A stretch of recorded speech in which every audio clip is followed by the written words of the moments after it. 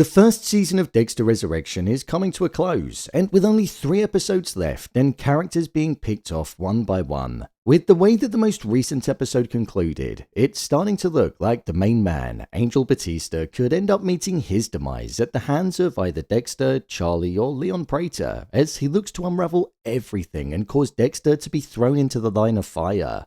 In this video, I'm going to be discussing a few different theories that are focused on the fate of Angel Batista and how the tracking device that he put in Dexter's car could potentially end everything for him, and also bring the season to a close.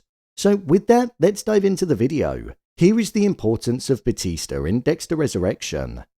Just to let you know, this video will contain spoilers. Theory 1. The insanity story will develop. One direction that I think we could see Batista's story going in during the next episode is that Dexter could start to double down on the whole idea of him making Batista out to be some obsessed individual that can't let go of the Bay Harbour Butcher. This is obviously because his partner was framed as being it. Batista himself said to Detective Wallace when he was first introduced to her that there was always a case in everybody's career that haunted them, and that his was the Bay Harbour Butcher. So it very much feels like that haunting is something that's going to get a key focus and could connect to how the story is going to develop. With Batista placing the tracker inside of Dexter's car, Dexter could potentially find it. After all, he's a your car driver now, and Blessing taught him all the ins and outs of how to be a good driver and how to manage the car. So whilst tidying the vehicle, he's most probably going to find them and realize that it could be Batista that's put them there in order to follow him. This is where we could see Dexter get that insanity idea and decide to run with it further because he knows that's one way of getting people to not really take Batista seriously. Dexter might start driving to all of these strange destinations that are going to make Batista think that he's up to no good, which is where he'll be documenting it and making note to use in a case against Dexter.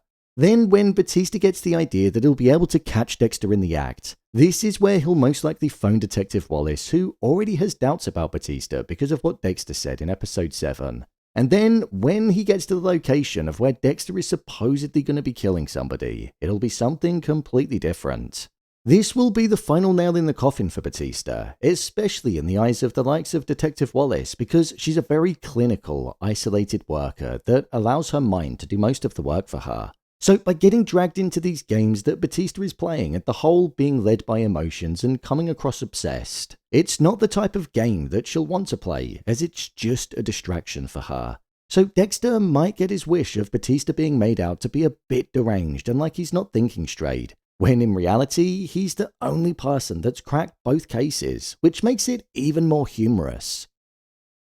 We know that Batista retired as a detective earlier on in the season, so with Wallace most likely no longer giving him the time of day, he'll probably continue what he's doing with trying to uncover Dexter, but without the assistance of her or the New York City Police Department support because of what they'll think of him. This is the case that's haunted him after all, so he's most likely never gonna let it just slide or be forgotten about. Theory 2. Charley kills Batista. One theory that I like the idea of at the moment is that Charley could be the person that ends up killing Batista. Charley is an individual that holds so many secrets, but we know that she's probably the most psychotic and ruthless individual that's been present in the room when Prater's had one of his dinners. And that says a lot because they're obviously all serial killers.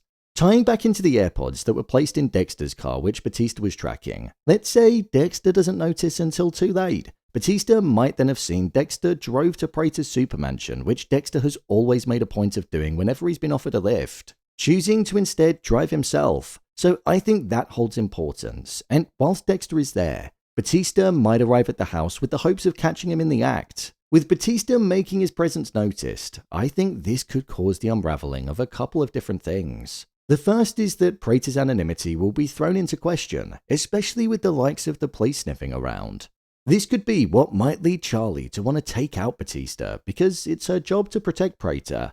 There is an episode titled Touched by an Angel, which is the 9th episode, and I somewhat feel like we could be bidding farewell to the iconic character in this episode. And if we do, it could be at the hands of Charley.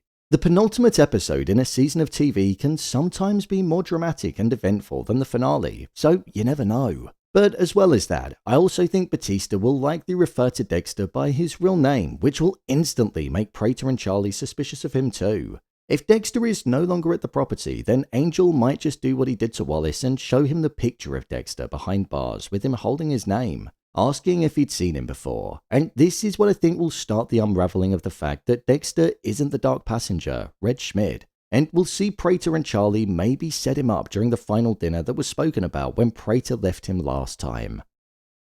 Prater is somebody that's big on rules, as we've seen him say multiple times throughout the season.